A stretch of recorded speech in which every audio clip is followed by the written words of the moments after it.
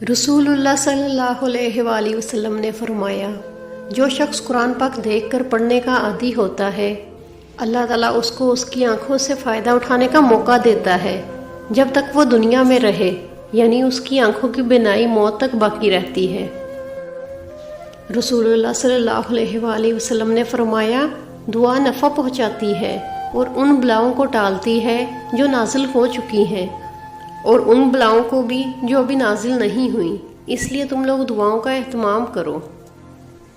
رسول اللہ صلی اللہ علیہ وآلہ وسلم نے فرمایا، اللہ تعالیٰ فرماتا ہے، جو لوگ میری عظمت جلال کی وجہ سے آپس میں محبت رکھتے ہیں، قیامت کے دن ان کے لیے ایسے نور کے ممبر ہوں گے جس پر انبیاء اور شہداء بھی رشک کریں گے۔ فرمانے رسول صلی اللہ علیہ وآلہ وسلم، جب تم 3 آدمی ساتھ رہو تو تم میں سے 2 آدمی تیسرے کو اکیلا چھوڑ کر کان میں بات اور سرگوشی نہ کرے، کیونکہ یہ اسے رنج اور غم میں مبتلا کر دے گا۔ رسول اللہ صلی اللہ علیہ وآلہ وسلم نے ارشاد فرمایا، ہر چیز تقدیر سے ہے، یہاں تک کہ عاجز ہونا اور ہوشیار ہونا بھی تقدیر میں ہے۔